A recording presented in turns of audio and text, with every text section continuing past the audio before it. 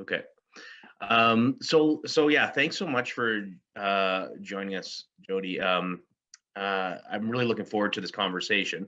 Part of it is just that, obviously, full disclosure, we worked together, and I helped set up Bow Valley Green Energy Cooperative, and helped Biosphere Institute with a few things, but very much with the lawyer hat on.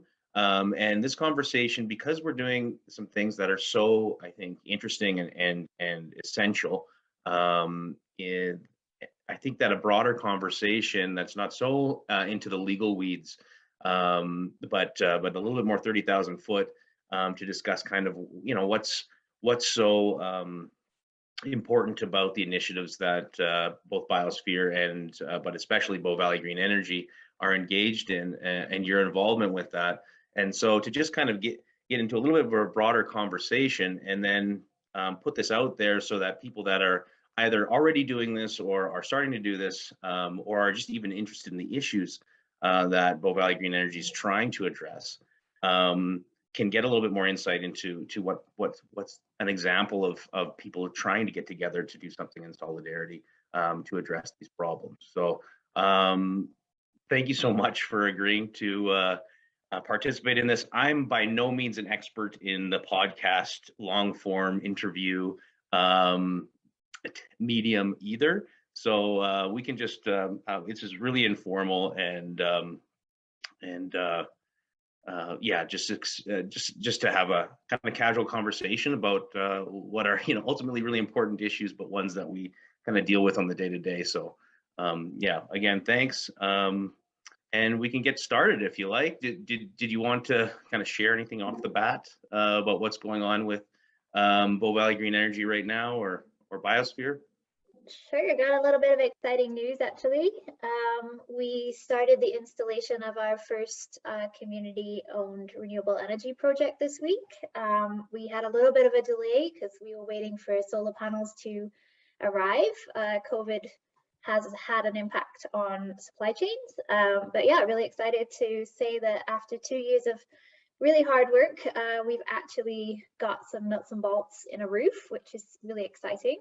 And we're also just about to launch this week, or maybe early next week, our first investment raise. So this is actually really great timing for kind of having this conversation, because we're there. We kind of we put in all the background work, and now we finally we've just pressed the button, and we're like, okay, let's go. We're doing it.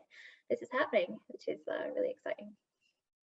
That is awesome, and it has been a bit of a journey, and I've been kind of honored to be a small part of it. But I know how much work and how much kind of volunteer work has gone in from the steering committee and the group that's really taken on the leadership of this cooperative enterprise. But maybe because there is a bit of a background, would you mind kind of sharing at least your experience with that, and maybe some of the ups and downs, and why the cooperative model was ultimately chosen for this?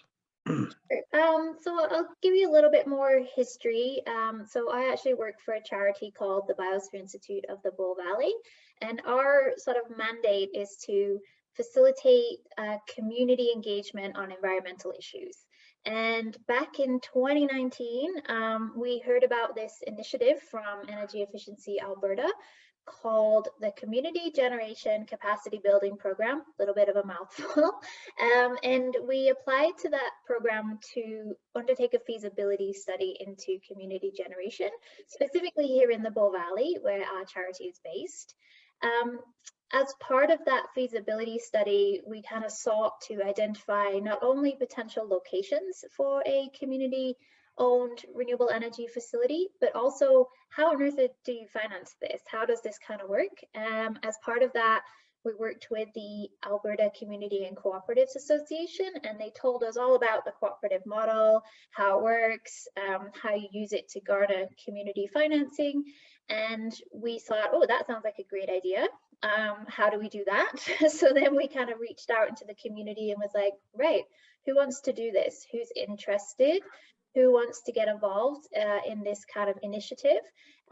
We recruited some people who eventually became the steering committee for Bow Valley Green Energy. So directly from that feasibility study, we created Bow Valley Green Energy, and as the Biosphere Institute, we've been working side by side with them ever since to try and help them get to this really amazing week where we finally installed a community-owned renewable energy system here in the Bow Valley. I guess what would be the biggest challenges that that faced you from the beginning, or that you faced from the beginning, and you know, how did you approach those and ultimately overcome them to get to this place where, you know, you're at a really exciting kind of launch phase to raising capital and actually doing installation work? Sure. So just to give a little bit of background for those that don't necessarily know, community renewable energy generation projects are energy installations that have been financed and are owned and managed by local citizens, which is great because it means they don't just change how electricity is generated via renewables rather than coal and gas, but also by how it's controlled and where the profits go. So all of that kind of stays in the community instead of filtering out to big utility companies or other kind of foreign investors and so on and so forth. There are specific rules and regulations that are kind of tied to community-owned renewable energy generation. Specifically, when you think of community-owned renewable energy generation, you think of a solar panel field or wind turbine kind of farm, like lots of energy generation, kind of like 1 megawatt, which is enough to power quite a lot of homes, to put it into some kind of context.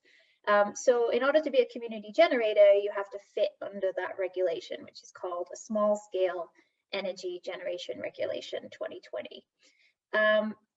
The problem with installing a megawatt of renewable energy is that it's really expensive. It costs about $1 million, just to give you kind of like a ballpark. So you can imagine that 7 people sitting in an office volunteering their time are kind of sitting there scratching their heads thinking, well, how do we raise $1 million when nobody knows who we are, what we do, the concept of renewable energy generation from a community perspective? Are people going to trust us? We're not a big bank, we're not a big corporation. How do we get over that barrier of finding $1 million, basically? So we put a lot of work into adjusting our business model so that we now operate under what is known as the micro generation regulations. So in that context, instead of connecting 1 megawatts directly to the grid and just pumping electricity into the grid for everyone to use, we're connecting smaller systems directly to a host property. So think of it as we might come along and install 10 kilowatts, which is slightly larger than a residential system, on a church, and that energy goes directly into the property and we sell that energy directly to the host site. So we've kind of bended and twisted the regulations a little bit in a completely legal way just to get around this financial barrier that we kind of came across, which is very specific to community generators.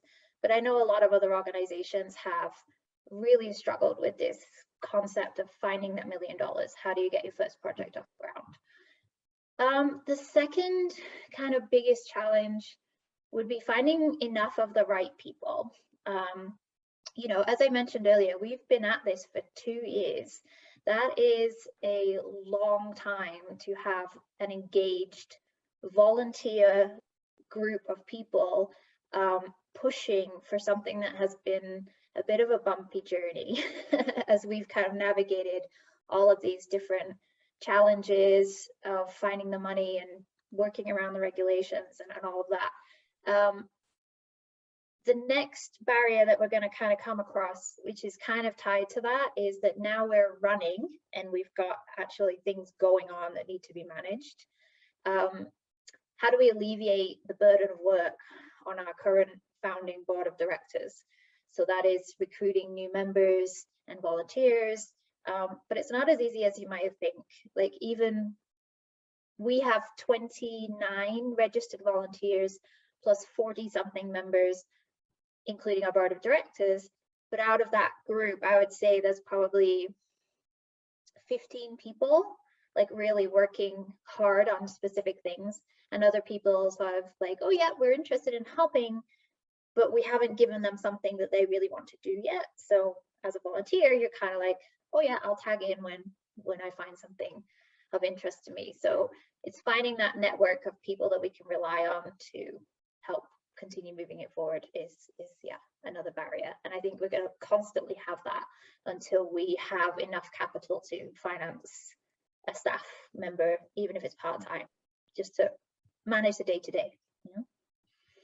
Yeah, there's a couple things that you touched on in there. I mean, the volunteer burnout is real with co-ops, and you know, Bow Valley Green Energy is as we've talked about before, a bit of a pioneer in Alberta in this space, and so is kind of facing that kind of reinventing the wheel and getting that wheel running, and doesn't and because the community is new and there's not as much kind of precedent or even ongoing support from a larger network, that you've kind of had to bear a lot of that initial startup. So I mean, that's a testament to, I guess, the strength of the volunteer spirit, and obviously biosphere support for setting up the co-op, which was absolutely vital and essential.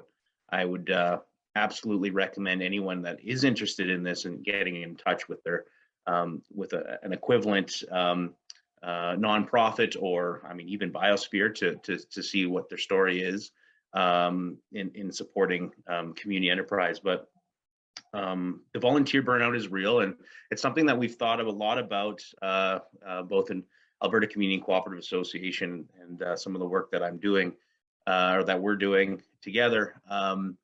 And that is, you know, how do we create a larger community of support and systems that that kind of lighten the load on boards, cooperative boards, make access to investment in co-ops easier, and help with the regulatory burden, so it's not quite so onerous, and you know, volunteers can focus on the kind of on the ground efforts that are really inspiring and motivating, as opposed to all the kind of the backroom admin work. So something that I think is very timely to bring up, and also something that the co-op community is and should be aware of, and how do we support the growing of this really important and flourishing of these important communities in each of these communities, so that we're not constantly reinventing the wheel in every community in isolation, right?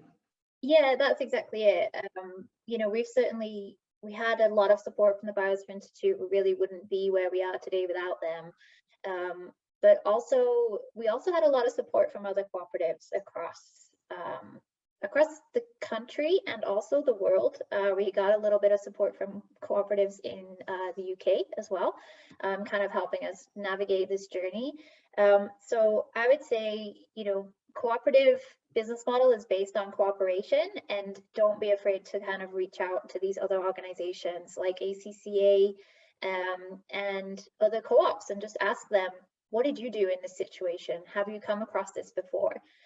You're not necessarily going to get an answer every time, but you might get the start of an answer, or you might already find that someone's already jumped over that hurdle and they're more than willing to share with you what they did and how they did it.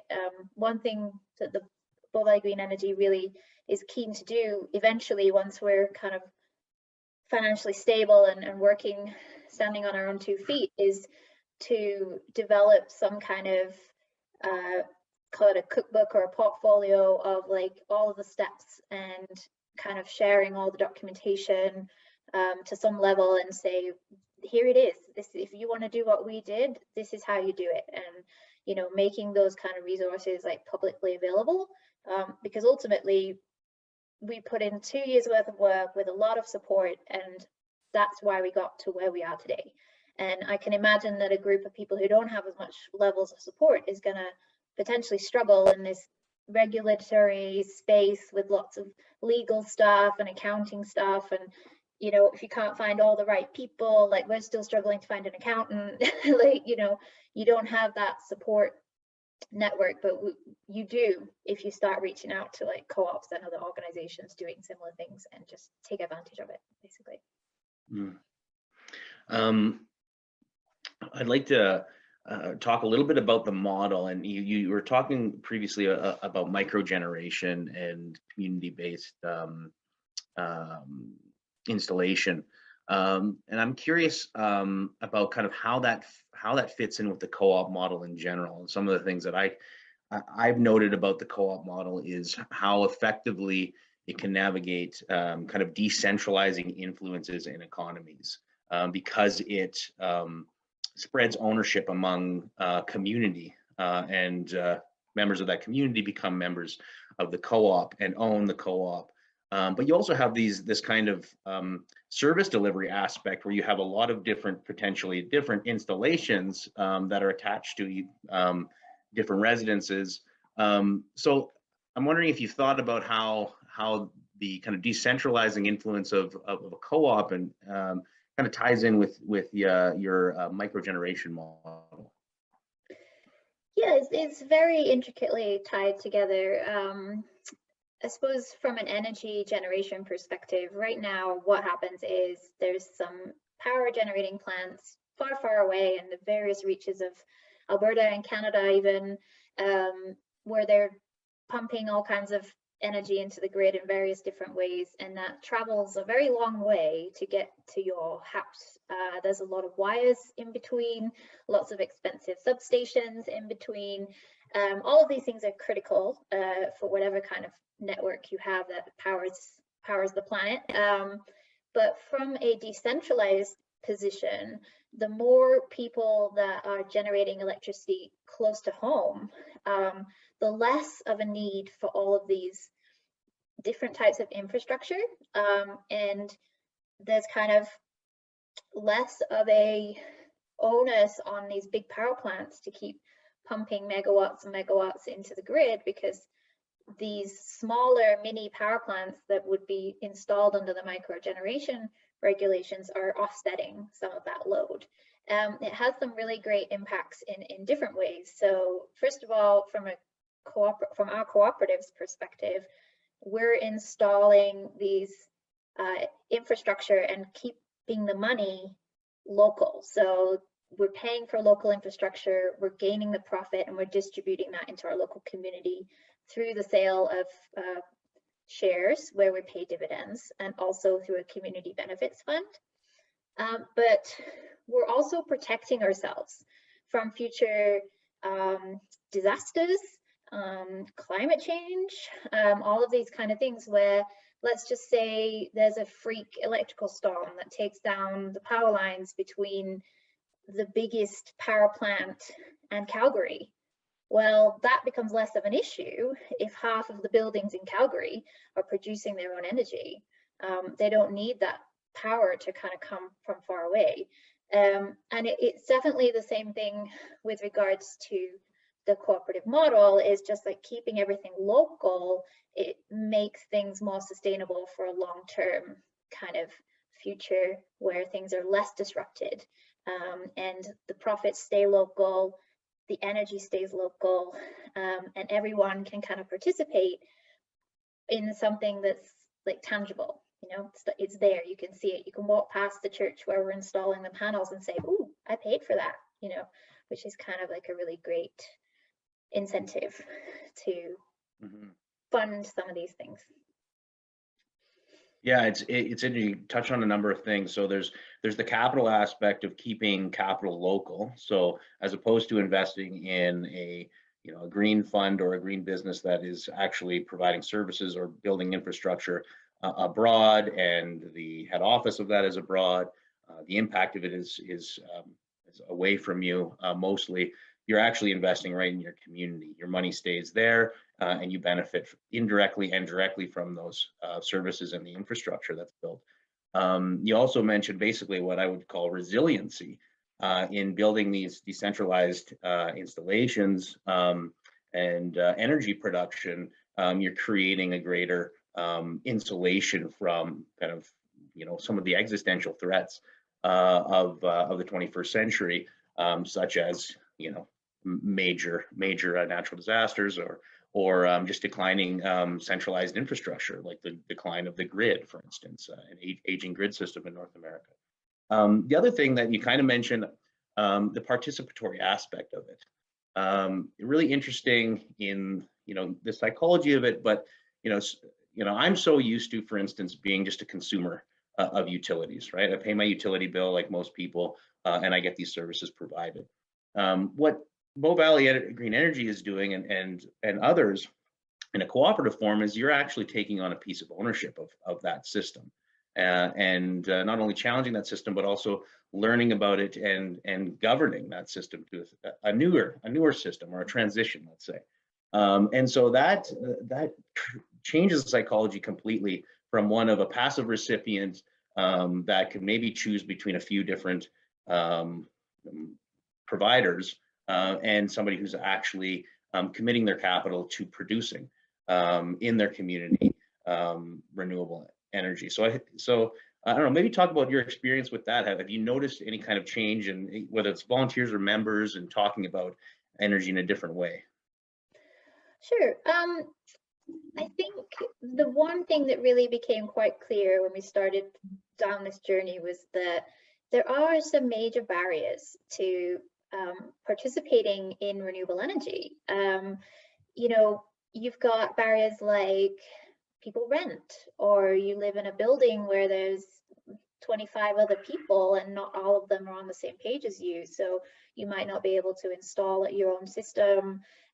Your building may not be built in a way that could host solar panels or anything like that. And you also might just not be able to afford the $20,000 to install your own system.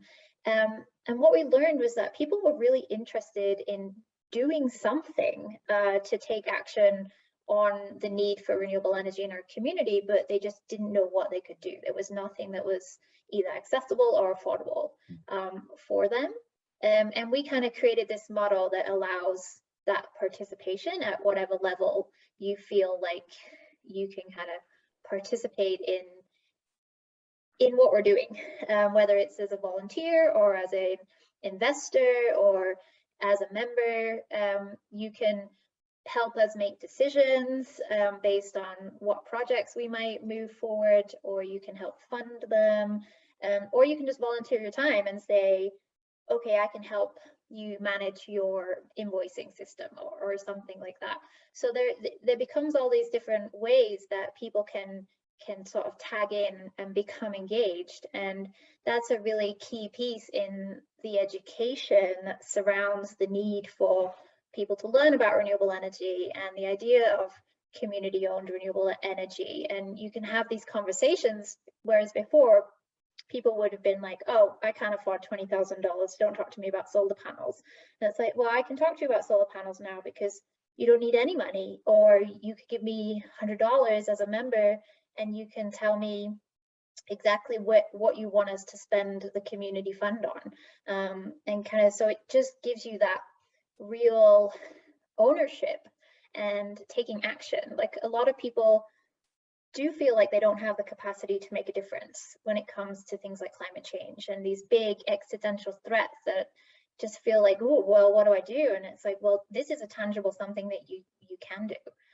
And I think that really helps people kind of feel good about what they're doing, and knowing as well that kind of like their money is going somewhere they can see, that they can understand how that works, and it feels a lot more like you're making a difference. Like, I'll give a perfect example. Like, for me, we want to sign up for green electricity through our energy provider, but there's a little piece of my brain that's like, well, where is that energy coming from?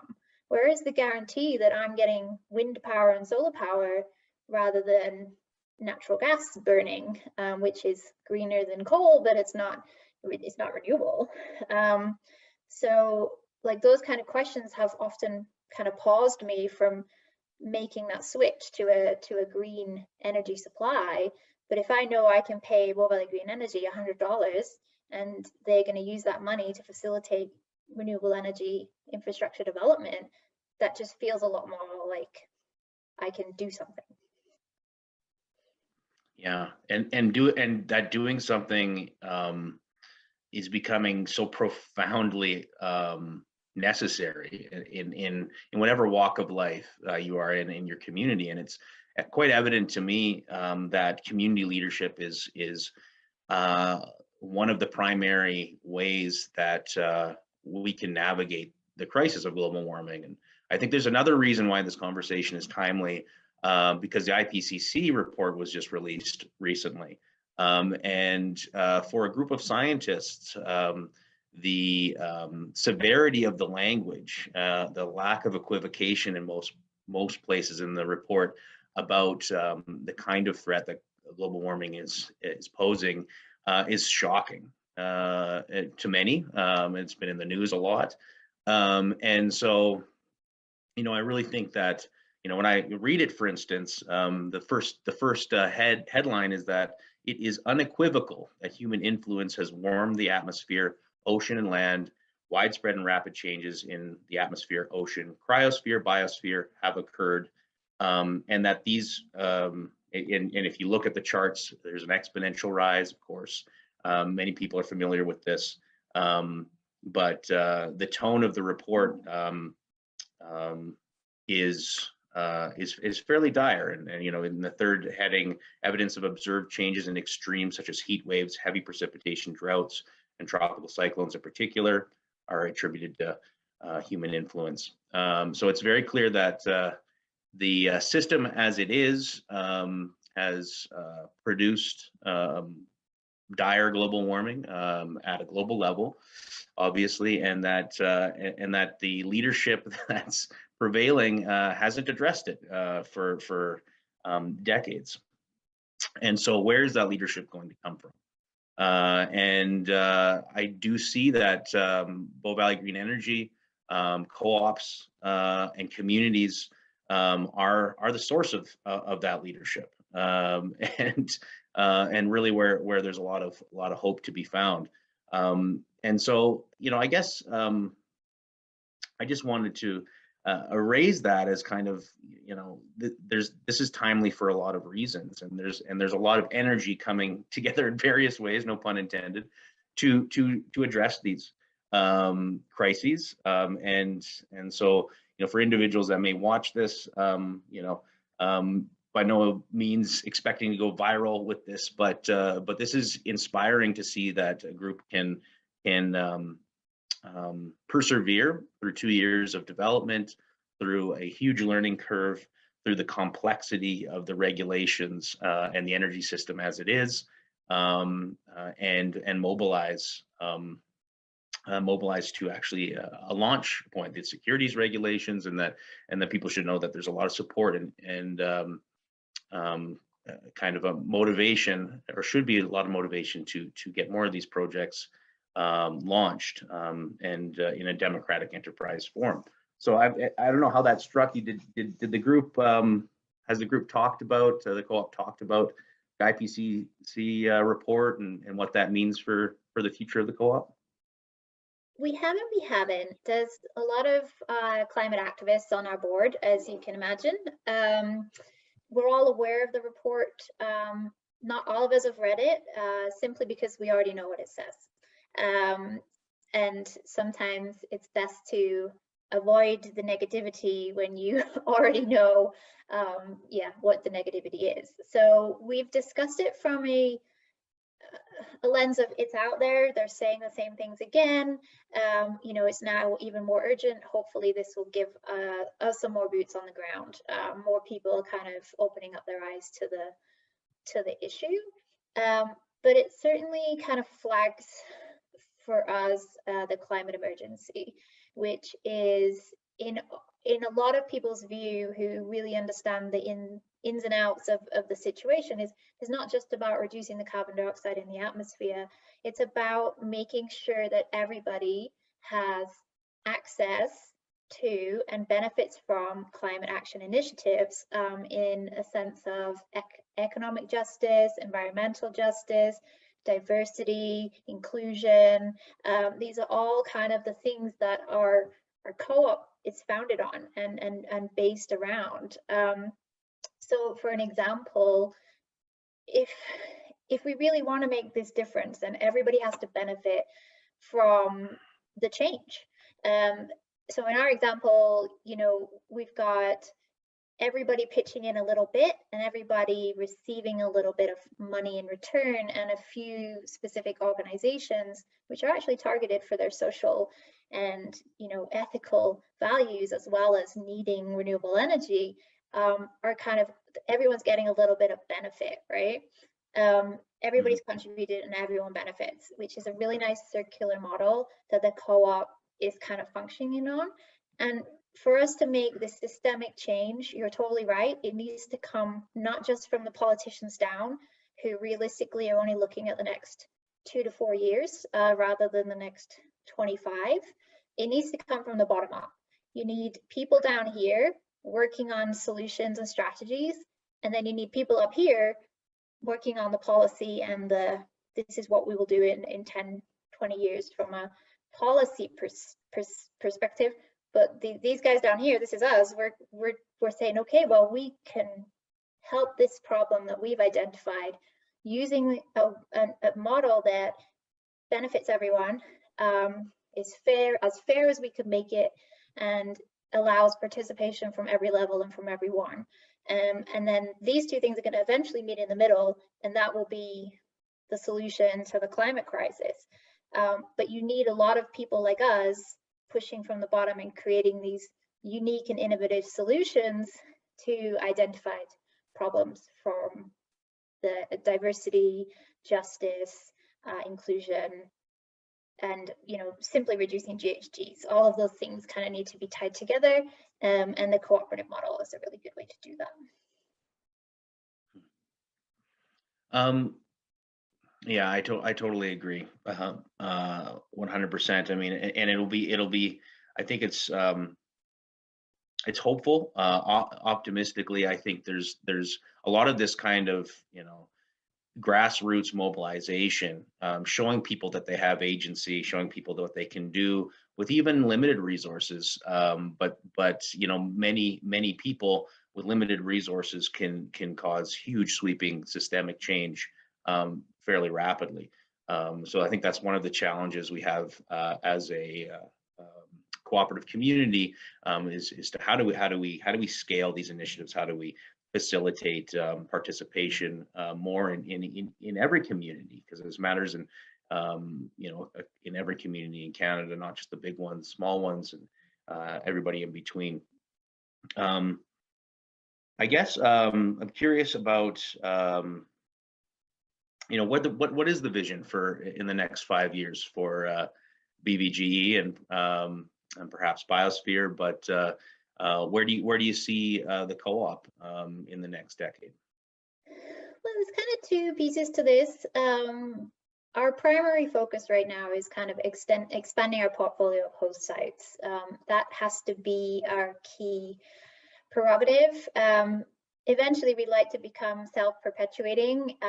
We'll be generating enough income that we can support ourselves, feed our community benefits fund, and feed our investors, and then just keep the cycle going. We know it's possible. Other co-ops around Canada have done it, including Oric and SolarShare. They're doing very well for themselves. So that is our goal, is to find enough host sites to be financially secure and stable. And then once we're there, we can start working on the piece where we've talked about expanding our kind of our reach and helping other organizations do exactly what we did in order to facilitate the renewable energy transition outside of the Bow Valley. So hopefully in 10 years time, we're going to come back together, we're going to have a conversation, and I'm going to tell you that, you know, we've got megawatts worth of energy on roofs, and we've helped 5 other cooperatives get off the ground and do exactly what we're doing in our community. So far it's looking hopeful and promising, and hope really is a key word here. I just want to touch back on the IPCC piece for a moment.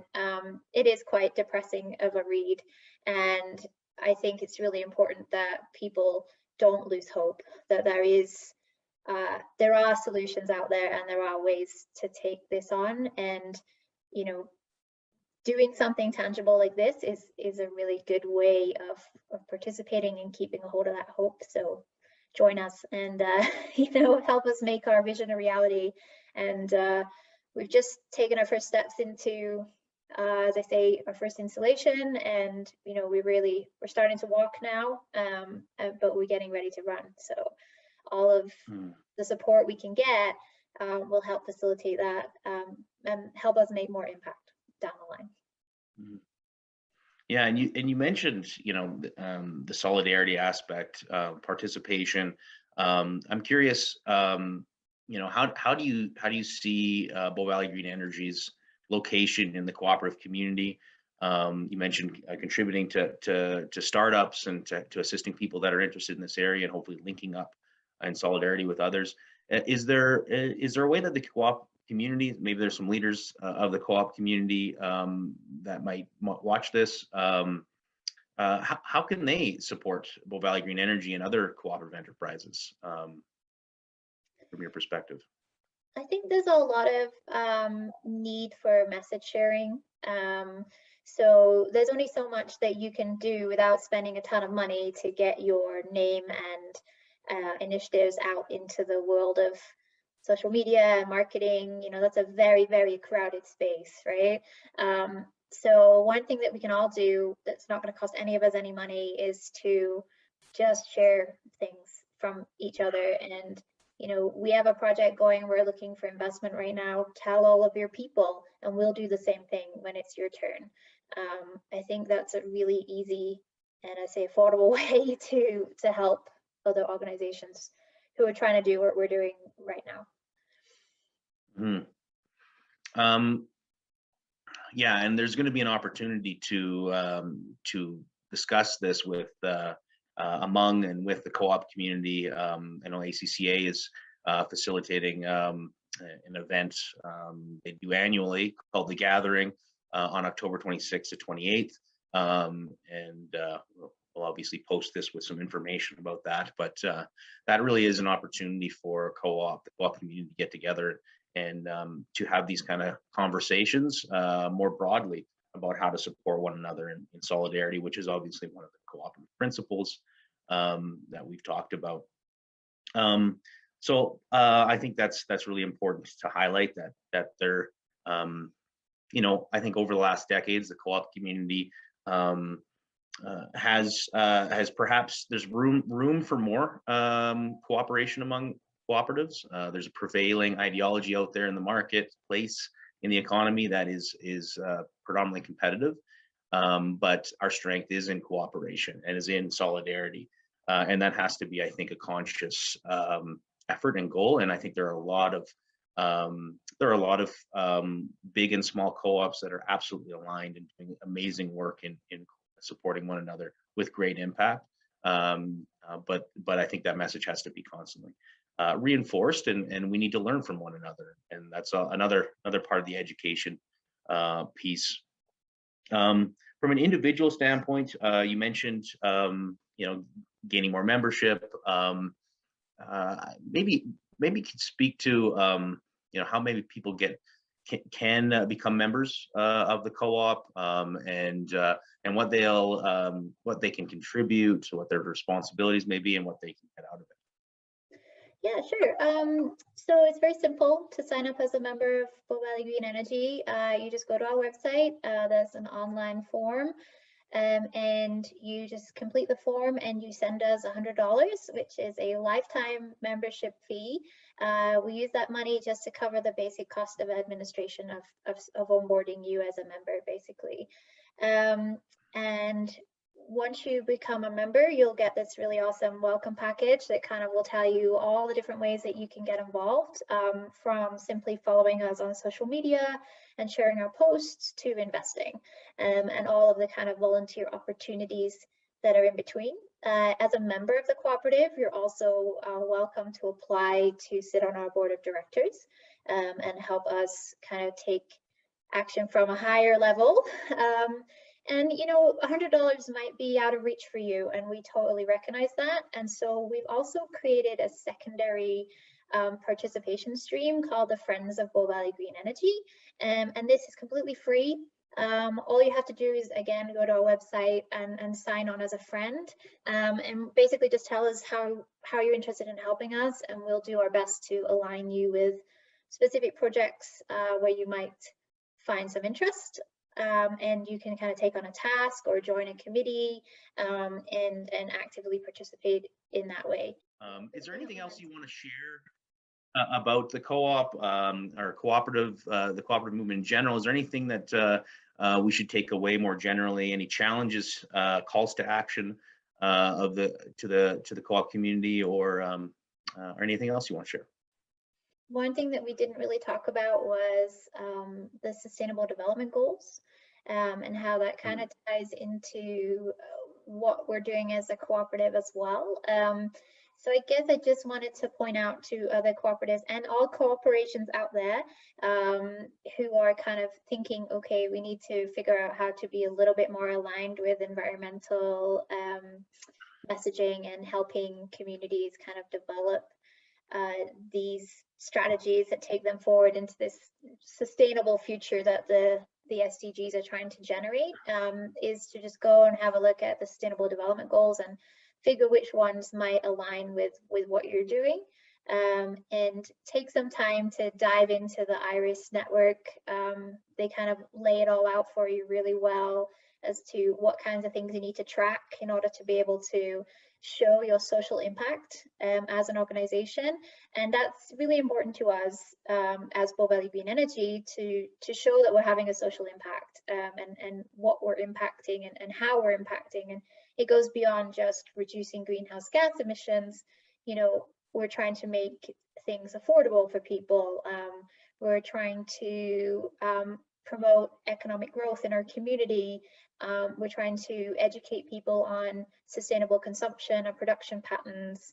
And we're also trying to just generally educate people about the need for climate action and things like that. So taking a look at some of those things and thinking, okay, how can we as an organization take action on these things? You'll find as a cooperative that they fit really nicely into your business model as it stands, and it shouldn't be too much of an onerous process to start thinking about these things. But it's a really nice way to share your achievements, I think, with your community, especially for an environmental organization such as us, where we're like definitely trying to take impact on the environment, and this is exactly how we've done it in all of these different ways. So yeah, go check it out if you haven't done so already. Yeah, and I think just to touch on that, economic development and sustainable economic development is often something that we attribute to the developing world or far-flung places, and we don't think that it happens in our backyard. You know, I remember I basically did economic development and as a master's degree, and it was predominantly focused on the global south, and yet here we are with declining energy infrastructure, with a global climate crisis, with many municipalities that are struggling with their own local economies, and capital flight away from those. And so this is a big part of economic development. And so for those that are passionate about helping their communities and are passionate about economic development, it is happening here, and this is a major way that we can come together and actually have an impact in real life on the ground in our communities. So thank you for pointing that out. I think that's a really important conversation to continue to have an action to take. So thanks so much, Jodi, for your time today. I'm so encouraged by having some of these conversations. I think that they need to happen, and you know, we can just put this out there, and hopefully people will have their own, and we can grow this from here. Again, it's been obviously a pleasure working with you, and an honor working with Bow Valley Green Energy, and I'm really looking forward to the future.